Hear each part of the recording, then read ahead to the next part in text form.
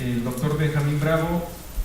Él es doctor en Teología Pastoral por la Universidad Pontificia de México, con la tesis Simbólica Urbana y Simbólica Cristiana, puntos de convergencia para la inculturación del Evangelio en la urbe de hoy. Es licenciado en Teología Dogmática por la Universidad de Innsbruck, Austria, y dentro de sus publicaciones están publicaciones referentes a la pastoral urbana, en concreto, sobre todo desde una perspectiva simbólica. Él es profesor de Pastoral Urbana en la Universidad Pontificia de México, también en el Instituto de Formación Teológica Intercongregacional de México, asesor de la Vicaría de Pastoral de la Arquidiócesis de México, párroco de San Sebastián Chimalistar, Ciudad de México, y también es el coordinador académico del Diplomado en Pastoral Urbana, que organiza Pastoral Urbana en Red con la Universidad Iberoamericana desde hace ya 10 años. Y él va a compartir con nosotros el tema Las culturas religiosas, puerta actual de entrada para la pastoral urbana. Recibámoslo también con un aplauso.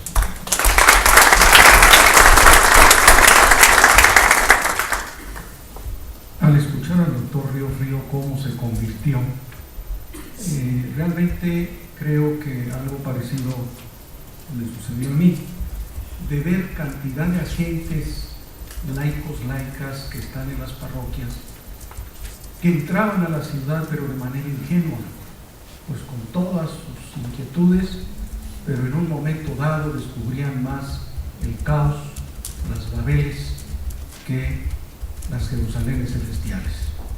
Y en este ver, pues fue pensar qué puerta de entrada podría haber, señalárseles a ellos, amas de casa, gentes que no terminaron tal vez primaria, a lo sumo secundaria, que pudiera facilitarles un encuentro casi festivo con la urbe. Y esta es la razón por la cual quisiera pues aportar esta especie de hipótesis que pues en el fondo para nosotros es una tesis de que la puerta actual de entrada es el que se descubran las culturas religiosas que existen en las urbes, sobre todo las más significativas. Consideramos que en la actualidad, como dice el título, es la puerta, no es la definitiva ni la que perdurará siempre, pero creo en este momento está sirviendo. Esperar a que los académicos, los urbanólogos, nos pongamos de acuerdo cuál es la puerta, pues creo que tenemos que esperar la segunda venida de Jesucristo. Yo creo que acordar sociólogos, antropólogos, semiólogos, simbólogos, todos los ólogos que quieran, va a ser difícil para decir, por aquí se va.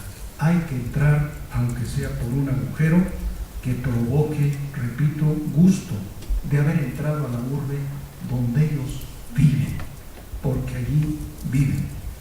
El propósito de mi pequeña charla es probar, comentarles que las culturas y su núcleo, que es la religión, son en este momento una de las puertas de entrada pues más fáciles para estas personas a fin de llegar no solo a la megaurbe, sino sobre todo de empezar a transformar las prácticas pastorales que por años habían llevado y que en un momento dado veían que no llegaban a frutos como ellos esperaban. Son loables los esfuerzos por acordar un algo esencial que nos conjunte a los especialistas en una óptica común, en un eje interpretativo, en una hermenéutica. Ese eje, considero, es la persona humana en cuanto creadora de cultura, como sujeto que produce signos con significaciones, o sea, símbolos en todas las áreas de su existir. Así pues, la persona se convierte en el hilo conductor que facilita abordar la megaurbe.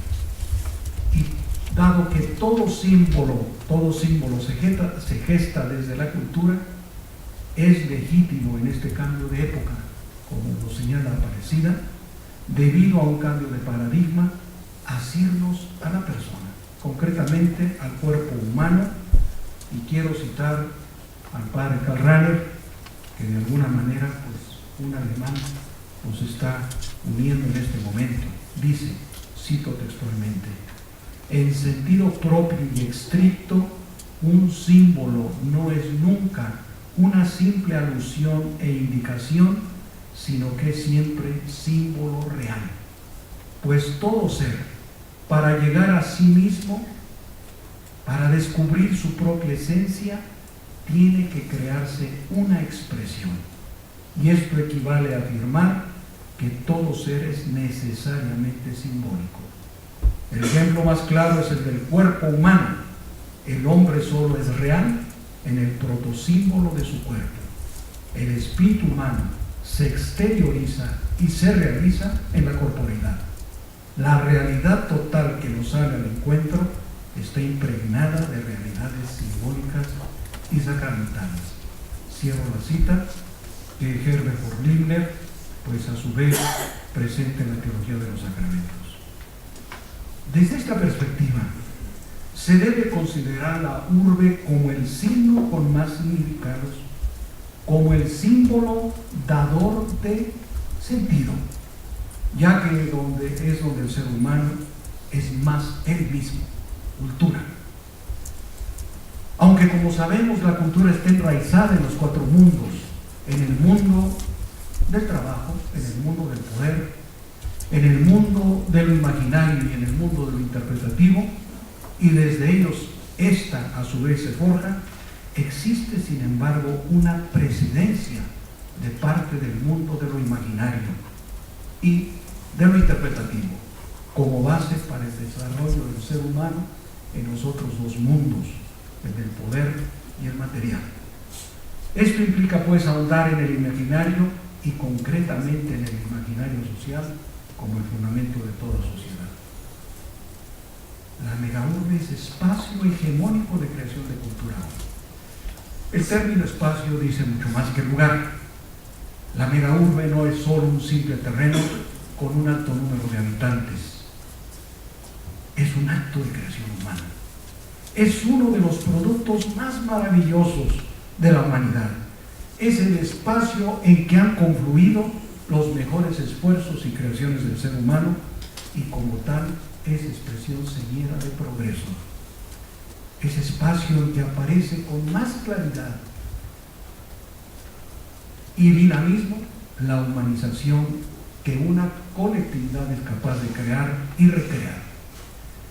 En ella se entrecruzan e interactúan plurales tradiciones y valores, múltiples interpretaciones y proyectos, diversas actitudes y conductas, formas originales como el ser humano reacciona ante los distintos estímulos del entorno. Es el espacio en que más aflora la expresión del espíritu, tanto como creación de bellas artes, como anhelo de trascendencia, que se enfrenta a lo último de esta existencia. En resumen, pues, espacio creador de cultura. Como dijimos, la cultura ahí coproduce sentido. La megaurbe da así sentido para subsistir y vivir, no solo a sus propios habitantes, sino a los del interior del país, y en ocasiones, como es el caso de ciertas megaurbes, aún al mundo. Posee por lo mismo una hegemonía cultural y una hegemonía de sentido. Y precisamente adquiere sentido cuando sus habitantes logran o pueden imaginarse de otra manera a lo que son.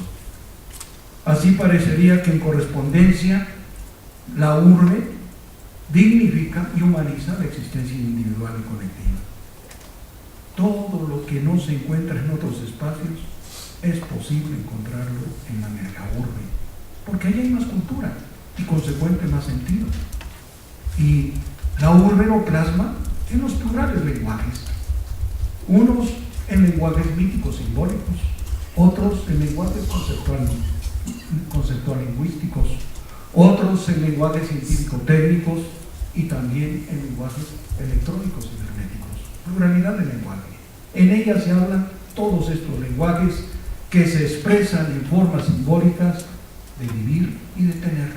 de poder y de valer, de ser y de existir. Por eso, al ser tan plural en sus lenguajes, la urbe es un imán que atrae. El desorden hostil e imprevisible que el vivir juntos puede acarrearles deviene significativo, adquiere un principio de un nuevo orden. El caos aparece así no tanto como destrucción y desesperanza, sino como principio esperanzador de un cosmos. Los distintos lenguajes se expresan y concretizan en símbolos y en rituales que dan vida. Sus practicantes o creyentes forman así grupos diferenciables. Cada grupo cultural tiene sus propias catedrales, sus propios templos, sus propias capillas, donde habla sus lenguajes y donde lo ritualiza, de tal manera que simbólicamente ve plasmados sus imaginarios. Es por eso que es tan importante en una urbe estas catedrales, el estadio, la plaza pública, los santuarios, las plazas comerciales, los centros turísticos, los parques, los foros, los antros, los templos, los salones de baile, los clubes, las boutiques, las redes sociales, etc. Quisiera brevemente señalar 7 tipos de culturas donde va a actuar aquel que quiere realmente evangelizar o culturar el evangelio en la urbe. Y conviene que se dé cuenta en qué tren, en qué cultura va a subirse, porque él tiene también una cultura que es la cristiano-católica. La primera cultura, que le vamos a llamar cultura religiosa, está compuesta por los inmigrantes indígenas que llegan a la urbe. Estos pronto experimentan la exclusión de la urbe, que los considera nada y nadie. La identidad que en su pueblo de origen tenían se esfuma en medio de la multitud citadina. El encuentro con otros es nulo. No encuentra asideros que les permitan a estas gentes experimentar que son alguien, que valen, que pueden, que tienen poder. Y este sentimiento los lleva al imaginario del recuerdo. Tienen que regresar periódicamente a su pueblo de origen para allí vivir rituales anamnésicos, muertos, o rituales festivos, fiesta patronal, Navidad, cosecha, etc. La segunda ciudad es la multitud de bautizados que en el censo se dicen católicos, pero a quienes no les interesan ni las enseñanzas, ni la moral, ni los rituales católicos. Practican los sacramentos de paso: bautizarse, hacer alguna ceremonia social, entre nosotros las misas de 15 años, de 3 años, de presentación de niños, de aniversario, de graduación, de principio de telenovelas, y la muerte de algún ser familiar que los pone en situación de grupo. Son bautizados sin iglesia, que reformulan tradiciones de la cultura que trajeron sus antepasados o inventan reformulaciones haciendo de santos agrarios, santos del campo, los transforman en santos urbanos. La urbe se les evidencia como obra humana. Es el esfuerzo y el resultado del ser humano. Una tercera cultura son los que cultivan el cuerpo y la psique. Cantidad de ofertas que tiene el cuerpo para encontrar sentido. Lo mismo la psique. Es lo religioso propiamente difuso. El sentido es siempre religioso en su núcleo, aunque no es siempre religioso en su ritual y en su simbólica. El anhelo de ir más allá de la limitación, el deseo de purificación, la búsqueda de la sacralidad, se tornan en una dimensión subjetiva de la propia persona. La psicoafectividad juega un papel determinante porque él es destinatario del milagro, obra de la divinidad, que es como significante de la nueva vida, o sea, el cuerpo o la psique que están sanados. Una cuarta cultura es la secular, compuesta por nosotros, individuos ilustrados, la mayoría que prescinden de Dios, que optan mejor por trascendentales o futuros inmanentes, y que muchos de sus miembros son, como dice Aparecida, de una clase media tecnológicamente letrada. Buscamos sentido de vida en la ciencia, en el progreso, en la tecnología, pero muchos son refractarios a aceptar que la existencia también se vive en una dimensión no racional.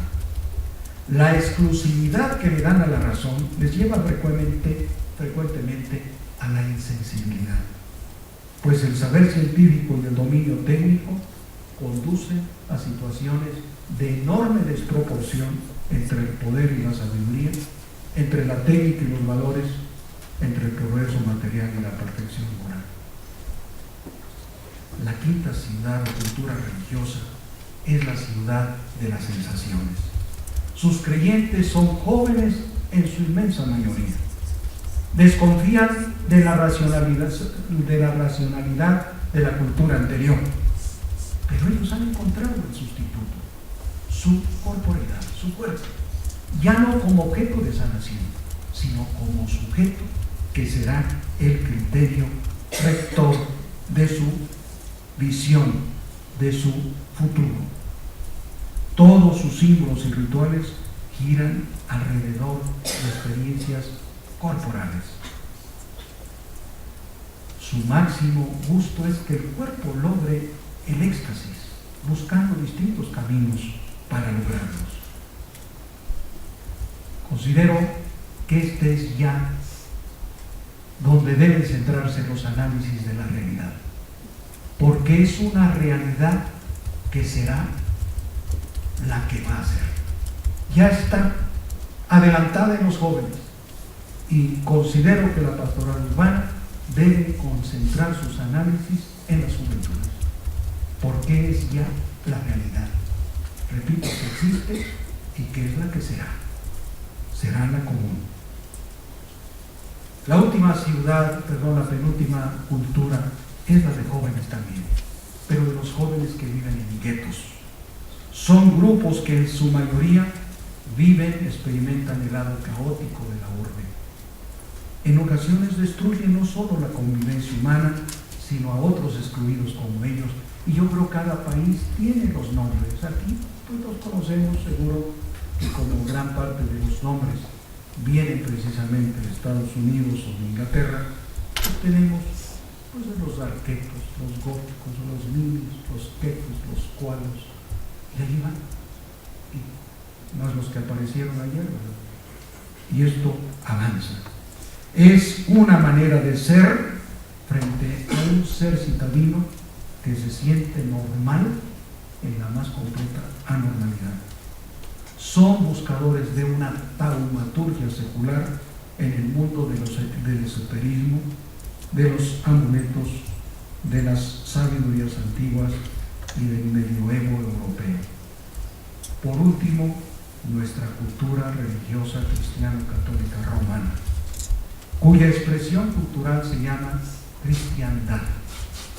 Está formada por aquellas personas comúnmente llamadas católicos practicantes que nos esforzamos por observar las normas, la moral y los ritos católicos. Casi siempre medimos la cultura nuestra por la asistencia al templo. Aunque esta cultura es rica en símbolos, ya son símbolos esclerotizados, símbolos paralizados, símbolos del siglo XI para atrás, que es necesario explicarlo, y por el hecho de explicarlo ya no es símbolo. A veces el símbolo se usa y necesitamos 10 minutos para darlo a entender. Ya no es símbolo. Y sin embargo, vemos que el momento en que los símbolos se quieren vivificar, está muy circunscrita la liturgia, muy circunscrito el lenguaje, porque el que se prefiere es el lenguaje verbal. Los demás lenguajes como que no son ductos culturales para que allí se inculture el Evangelio. Imagínense ustedes una iglesia que tenga verdaderamente, yo digo 7 expresiones de ser cristiano, porque se inculturó, pero en las culturas reales, las que tiene enfrente. No querer que su cultura sustituya a las otras culturas que ya están. Y es entonces, vuelvo al principio y termino, cuando uno a ese agente que es catequista, litúrgico, encargado de la liturgia, de los niños, de colegio, y que le interesa su urbe, porque allí está trabajando, empieza a darse cuenta que es otra forma la que debe asumir. Por lo tanto, el desafío para nosotros es inmenso, a nosotros de nuestra cultura. Un paso importante sería llevar a cabo lo que siempre decimos ya, una evangelización incultural, pero esto sería recuperar los plurales lenguajes, las plurales culturas, y reconociéndolas como válidas, ver que también son capaces de expresar, o ya están expresando, el Evangelio como semillas, pero lo están expresando. Y es donde la primera postura de un agente de pastoral cristiano es procurar descubrir esas semillas, admirarlas, potenciarlas, y como dice Aparecida, que su aporte sea el más bello lenguaje de nuestra cultura, que es la samaritanidad. Si la samaritanidad es nuestro aporte a la vida urbe, sintámonos felices que hablamos el contenido más bello del lenguaje que acuñó nuestra cultura secular. Muchas gracias.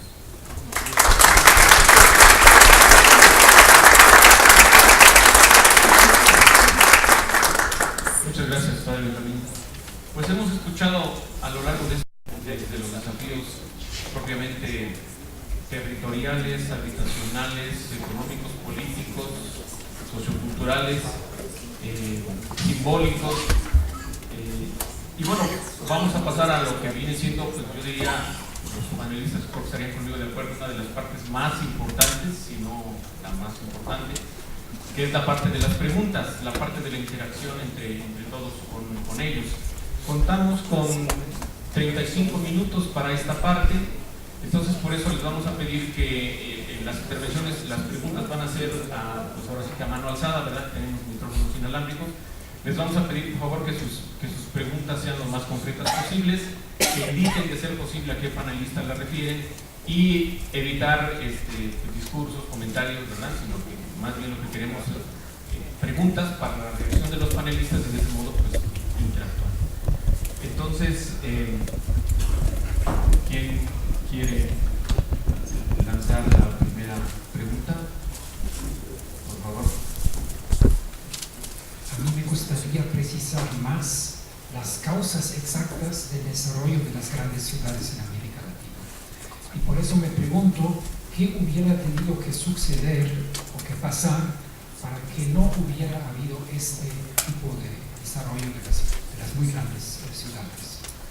Y la hipótesis que tengo es que hubiéramos tenido que establecer una política más inteligente y democráticamente decidida de planeación del uso del suelo.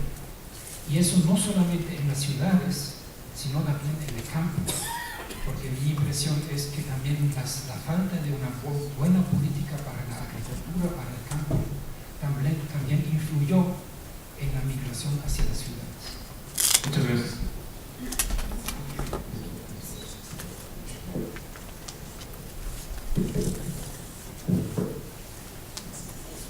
Sí, coincido en que hace falta, o sea, la planeación, por lo menos en México, ha sido una planeación débil, o sea, la rectoría de esto nunca ha sido fuerte para planear. O sea, en el espacio, en el territorio hay múltiples intereses, están los intereses de determinados agentes, pero el papel del Estado, y especialmente la planeación, sería eso, el poder tener una planeación en donde se busque que realmente los efectos sean lo menos negativo posible. Eso por un lado. Por otro lado, también tiene que ver, me parece, desde mi punto de vista, los modelos económicos que han llegado a nuestro país y que han generado cada vez más pobreza.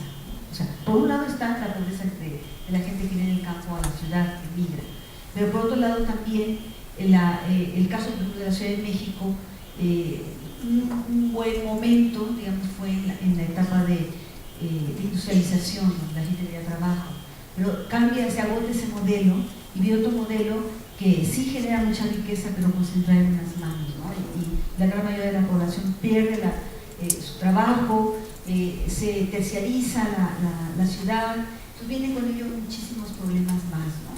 De hecho, yo creo que el problema del crimen organizado, del narcotráfico, encuentra precisamente en los espacios urbanos, bueno, además de los rurales, gente que no tiene oportunidades de trabajo, no tiene esperanza, es una ciudad desesperanzada, por lo menos yo sí creo que en el caso de la Ciudad de México es una ciudad de esperanza, en donde no ha habido, el Estado no ha tomado su papel, y menos ahora se ha retirado totalmente. De hecho, las periferias, los problemas que señalé muy por encima de esas periferias, tienen como actor principal esa debilidad estatal, ¿no? De dejar al libre mercado la producción, por ejemplo, de vivienda de interés social. Consideremos la situación de las ciudades africanas. Tienen dos características interesantes. Primero, la ocupación del suelo es similar, el momento es similar a como estábamos nosotros en los años 60, y creen que el espacio es inagotable. Y en segundo lugar, la demografía es similar a la que hemos tenido en los años 60 y 70. ¿Por qué pasa ahora lo mismo allá que ha pasado acá? ¿Por qué no se lleva allá el mensaje de acá? ¿Por qué no se hace la cooperación entre las ciudades latinoamericanas, que ya hemos vivido esa experiencia, y las ciudades africanas? ¿Por qué están apareciendo nuevos dioses que son esa distinción colombiana entre idiota e imbécil, ¿no? Idiota nace como una limitación, imbécil es, siendo inteligente, actúa como idiota, ¿no? Ahí hay capitales, hay intereses, hay movimientos, hay gurús, ¿no es cierto?, que están. Entonces la pregunta que hay que hacernos, estimado amigo, no es por qué pasó esto aquí, sino por qué sigue sucediendo y cuáles son las dinámicas de destrucción de la ciudad en vez de la construcción de comunidad que operan libremente.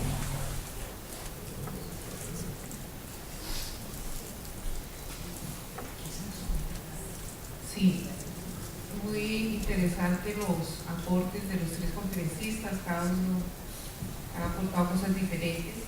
Me gustaría preguntarle al profesor Gustavo Leofrío el sentido de las configuraciones de las nuevas ciudades, porque usted daba dos datos de no migrantes y más jóvenes que niños, y sin embargo la ciudad de Bogotá actualmente recibe 80 personas que están llegando todos los días a los asentamientos pobres, y muchísimos niños, madres de 12 y 14 niños criando, que son las nuevas madres que configuran las nuevas familias. Entonces la pregunta para el doctor Gustavo es ¿cómo se configura desde los contextos también la ciudad latinoamericana?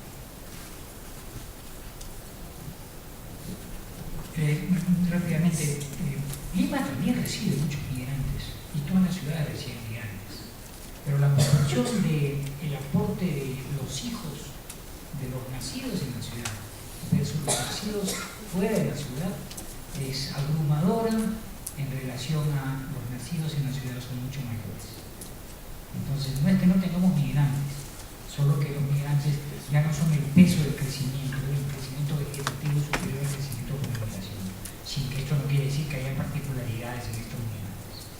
En segundo lugar, muchos de los hijos de hoy día son hijos del embarazo temprano escolar, adolescente, son hijos urbanos.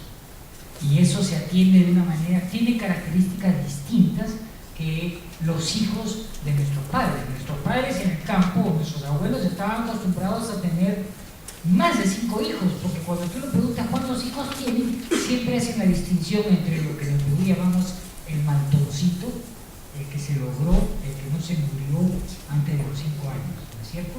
Hemos tenido 6, aquí tengo 3, este ya está martoncito, no se me va a morir. Mientras que los hijos de ahora no se tienen, ¿no es cierto?, en esta realidad rural. Los hijos de ahora se tienen por otros motivos. Insisto, la ciudad de hoy puede tener migrantes, barriadas, falta de agua, pobreza, delincuencia, pero tenemos que entenderlas a partir de nuevas síntesis de lo que es la ciudad y no de los criterios que teníamos antes.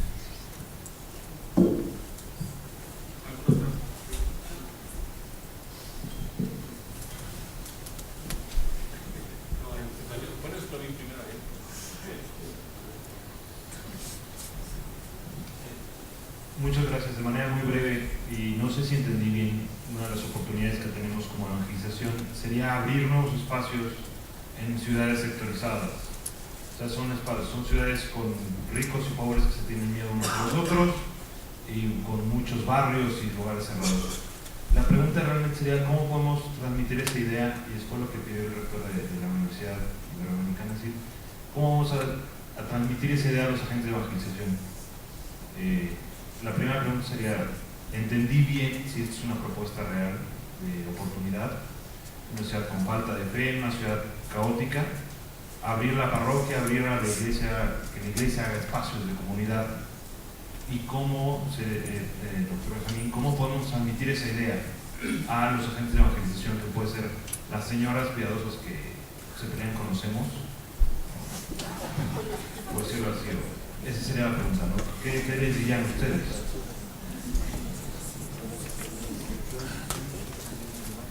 Considero que hay 3 desplazamientos que se priorizan, de tal manera que si no se dan esos desplazamientos es difícil que aquel que quiere trabajar encuentre la labor, encuentre la salud. Primer desplazamiento: salir del templo o desplazar el templo y asumir la casa, la vivienda, como un espacio que genera comunidad.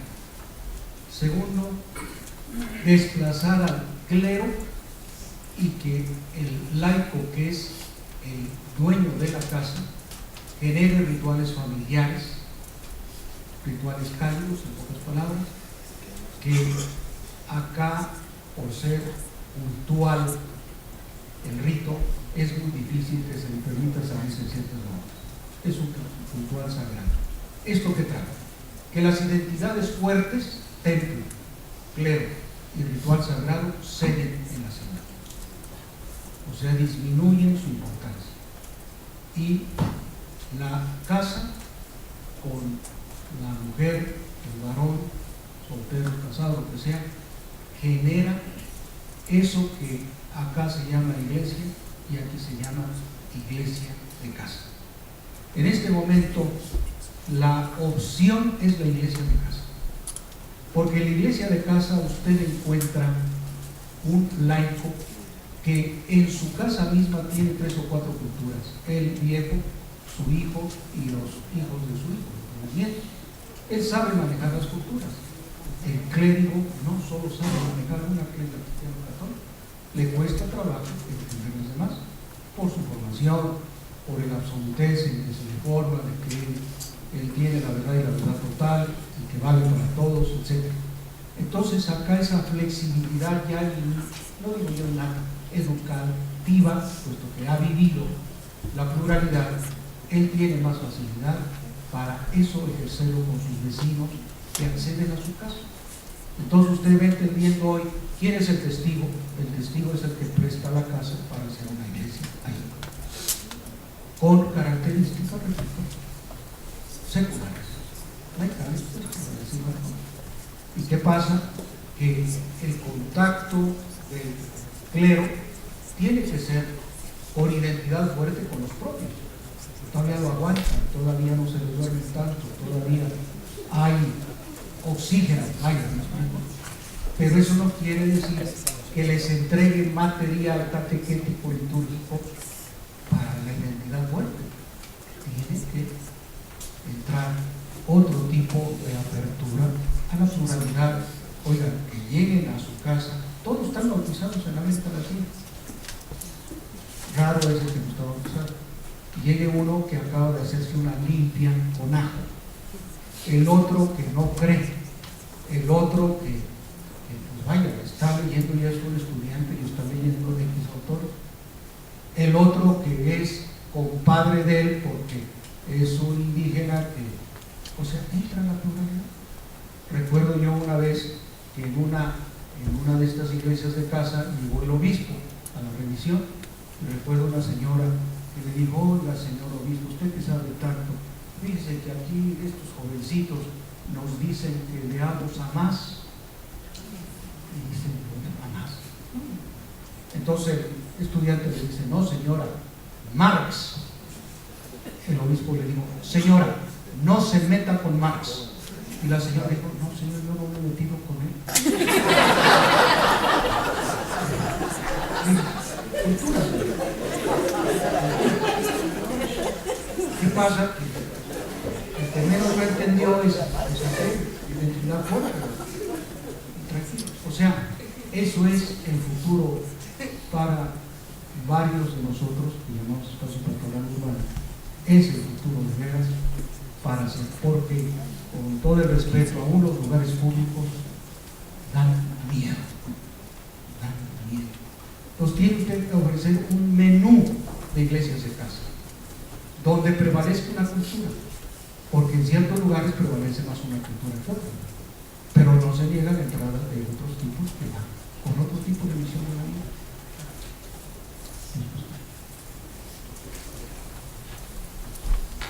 Gracias. Soy Edwin Claros de Bolivia y así me van a entender también un comentario y una pregunta. El comentario, doctor Benjamín, yo creo también que toda ciudad que va en crecimiento viene con mucha esperanza. Migrantes, no migrantes, los que están quieren una ciudad suya, idéntica, pero hay mucha desesperanza porque se van creando núcleos de violencia, de agresión y de desidentidad. Por tanto, creo que es un problema muy serio. No sé si solamente en grandes poblaciones como las que tenemos aquí en México, hace poco estaba también en Sao Paulo, y es el mismo problema de que la violencia está creciendo. Y creo que no es solamente un problema por parte de la iglesia, sino por parte de la educación, salud, etc. Pero que efectivamente hay desesperanza. Y tal vez por eso también empiezan a tomar acciones propias, incluso de agresividad contra aquellos que son violentos. Entonces hay muertes definidas ya por los mismos barrios. Y eso cuando uno ve, y ahora lo digo, donde es... La pregunta mejor, es que si no... Muy bien. La pregunta es si el tema solamente tiene que ser aspecto religioso, si no es mucho más complejo, como es el educativo y salud.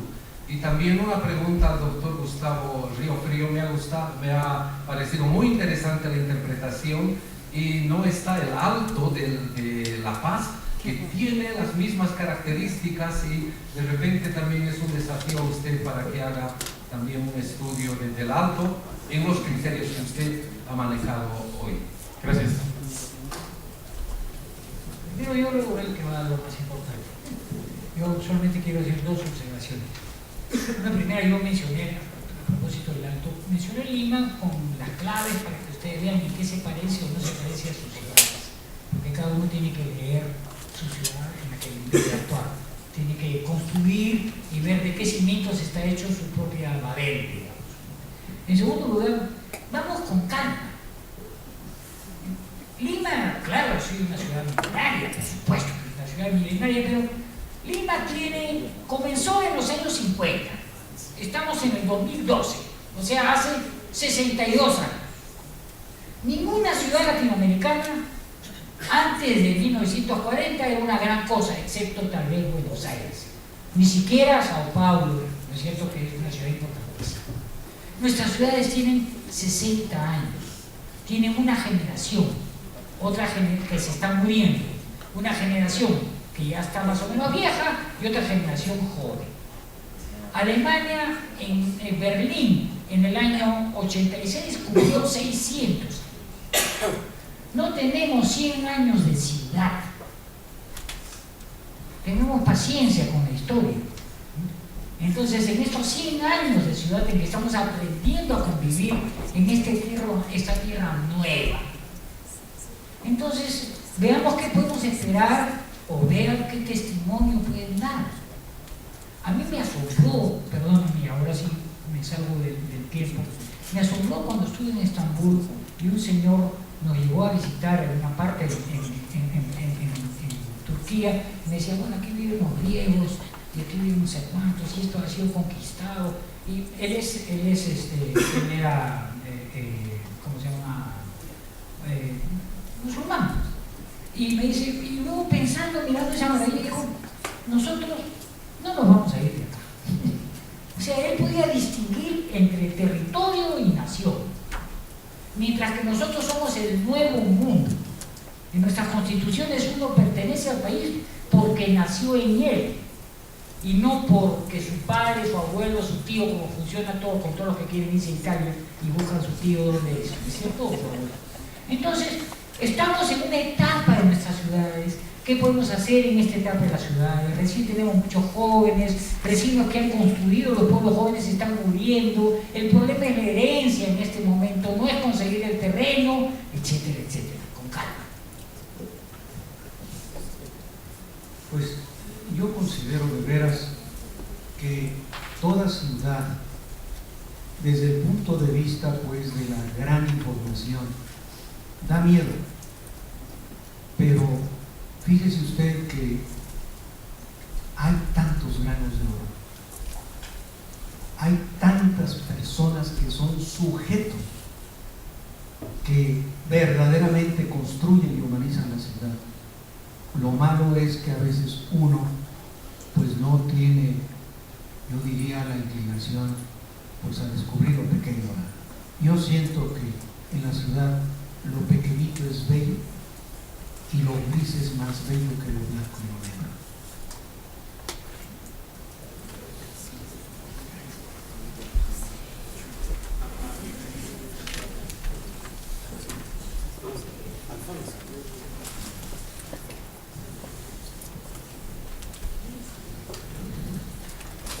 Michael Siegerlich. En su ponencia inaugural, Margit Eckholt mencionó el libro del periodista Saunders, Arrival Cities, según el cual los barrios, las favelas, villas miserias, etc., que existen en todo el mundo, forman núcleos activos para un desarrollo muy positivo de la obra. Entonces, mi pregunta a todos los panelistas es que si puedan confirmar esta tesis de Saunders acerca de las grandes ciudades de América Latina, o no, es una ilusión o es verdad. Una experiencia o varias. Mamás de muchachos de pandilla, asesinos, robabancos, narcos en grande, les duele lo que el hijo está haciendo, aunque no se lo digan, tienen miedo, pero tienen frecuentemente la capacidad de recurrir a la mamá sustituta, es decir, a una vecina que para ella tiene más valores que ella misma. Entonces recurren a esa mamá sustituta a decirle, oye, no podrías ayudarme. O sea, quisiera resaltar que aún ese tipo de mamás, digo de mamás porque son las más frecuentes, tienen esperanza de que es posible todavía cambiar, pero se dan cuenta que ellas ya no lo logran, pero tienen la capacidad de recurrir. Entonces el movimiento de mamás sustitutas es en la Ciudad de México una esperanza. Cuando la mamá, que pues es de toda calaña, es capaz de decir, oye, yo estoy hundida, soy también narco, soy prostituta, soy lo que sea, pero tú puedes salvar amigos. No se nos van a ir tan elegantemente, pero ese fenómeno sí sucede. Lo importante es que uno a veces cree que el trabajo es directo. No, hay capacidad todavía en los vecindarios a darse la mano. Sí, yo solo quisiera mencionar que yo sí creo en esa teoría de la importancia de la identidad territorial, o sea, de la identidad barrial.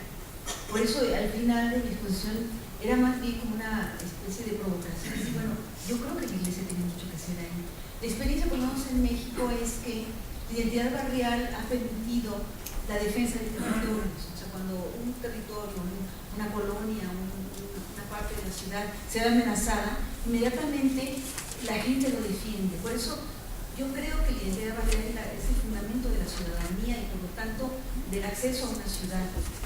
Quizás aquí el problema es que muchos de los barrios se han convertido en guetos con muchas problemáticas, como mencionaba. Pero yo creo que ahí, por eso creo que el papel de la iglesia es fundamental, de aprovechar esa identidad barrial, de aprovechar el barrio como un espacio fundamental. Yo coincido con eso de iglesia en casa, ¿no? La posibilidad de que la gente pueda contar con la iglesia precisamente para tener esa nueva esperanza en la ciudad, desde la iglesia, pero pensar en una iglesia viva, una iglesia capaz de que quepan todas estas culturas que señalaba antes, ¿no? De que quepan todos los cambios recientes que están sucediendo en la ciudad. Si la iglesia es capaz de adaptarse a eso, donde todos pueden caber, yo creo que puede tener un papel muy importante de esperanza.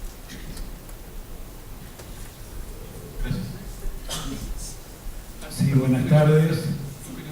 Yo quería simplemente dar mi testimonio. He trabajado en barrios populares desde chico y ahora afortunadamente he tenido oportunidad de hacer consultorías y trabajos que me han llevado a que, excepto Tegucigalpa, me conozca al menos una variedad en todas y cada una de las capitales de América donde haya caminado. Y puedo atestiguar la vitalidad y la importancia de la organización de la gente que fundan un barrio y que debe desarrollar. No cabe la menor duda de la diferencia en el comportamiento de quienes fundan un barrio, una ciudad y quienes llegan a una ciudad constituida. Pero debo decir también que lo que está afirmándose, si es cierto, como leí los libros de los antes, es una arbitraria generalización, porque no es lo mismo formar un barrio como en El Salvador en los años 70 o en El Salvador en los años 70 que formar un barrio en el 2012.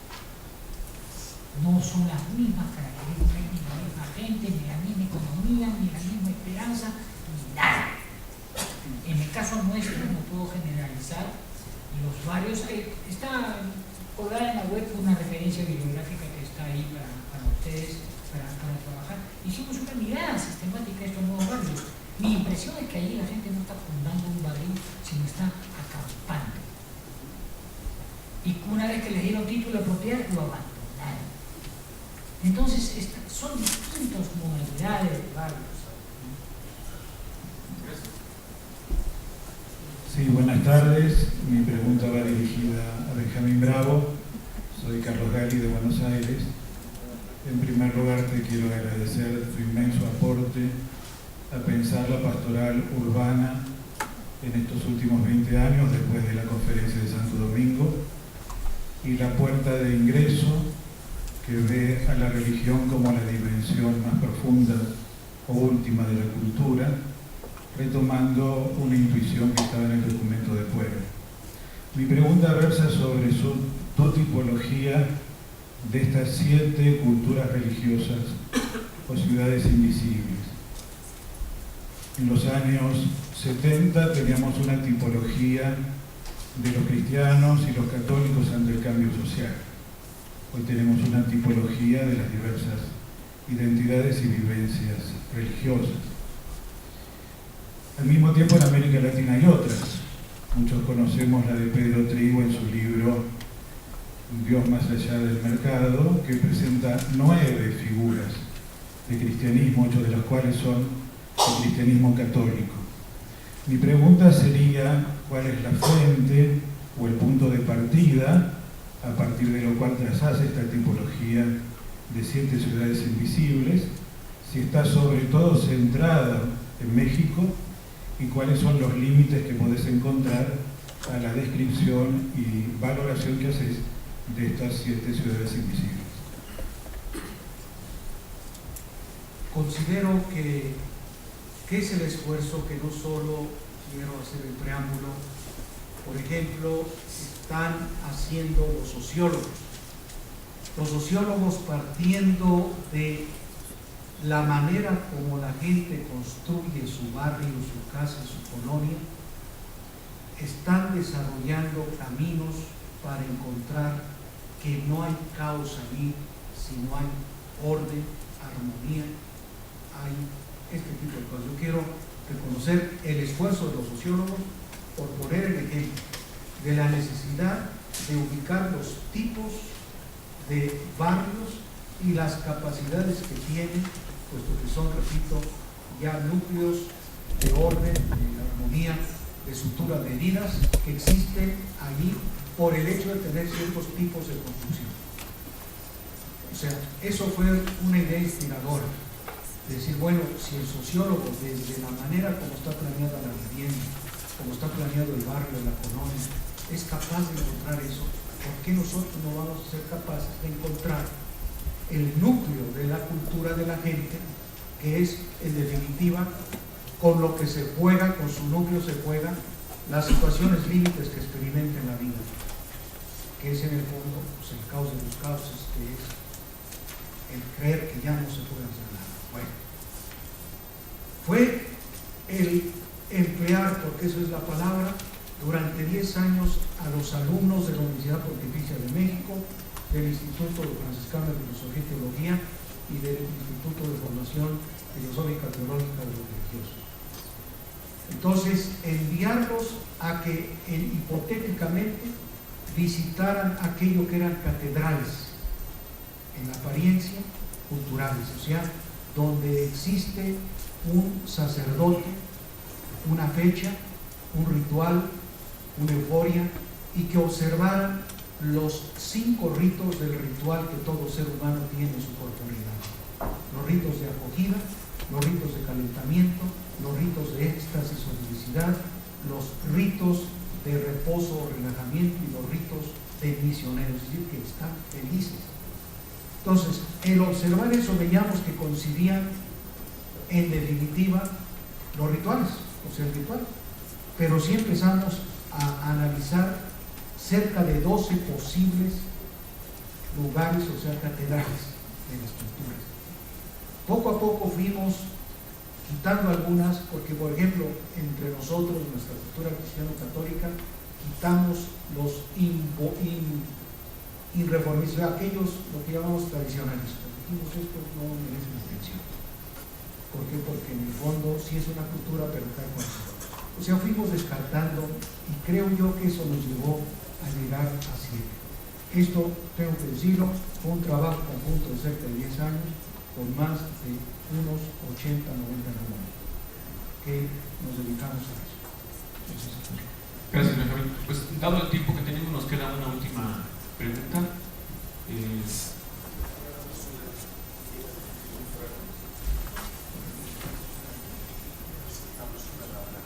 ¿Quién? Perdón, Pablo, ¿quién? Es que alguien pidió la palabra, pero no sé quién haya sido. Perdón.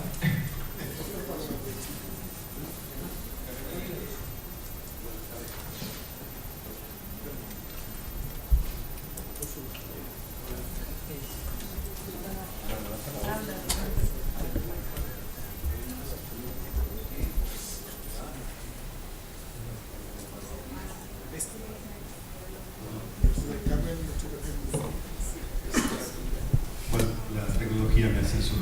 Bueno, buenas tardes. Una muy breve pregunta.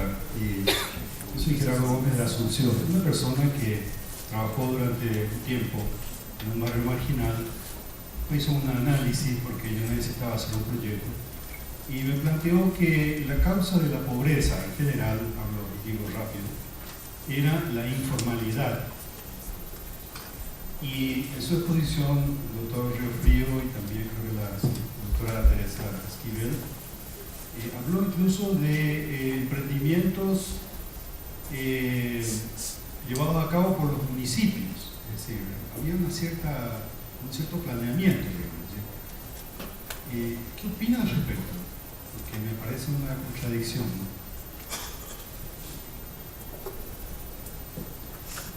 Bueno, en el caso mexicano, esas colonias populares, a lo que se refiere usted,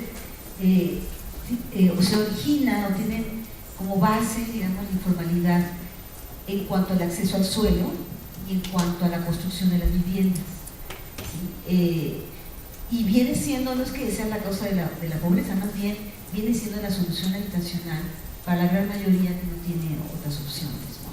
Esto implica, es un suelo informal porque en ese momento en México estaba elegido elegido, y elegido no se podía vender. Entonces no son tierras que son urbanas como tales. Además están localizadas en suelos que no son aptos para el desarrollo urbano. Hay una serie de características que los hacen un suelo barato y muy susceptible a ser invadidos o ser vendidos clandestinamente. Entonces, como ya mencionaba también aquí el doctor Riofrío, en el sentido de que se lleva tiempo para que la gente vaya regularizando esto, vaya construyendo las viviendas, vaya metiendo servicios, y eso finalmente el Estado, por lo menos para el caso mexicano del Estado, es una forma en que da solución a la vivienda, ¿no? Porque pues interviene, ya que está el asentamiento, entonces viene la regularización. ¿Sí? ¿Usted se va a quedar en la semana? ¿Vamos a estar juntos? Sí. Porque ahí discutamos. El tema de la informalidad es enorme. Yo tenía pensada una segunda parte pensando que mi exposición iba a ser más larga y lo podemos discutir, pero déjame señalar lo siguiente.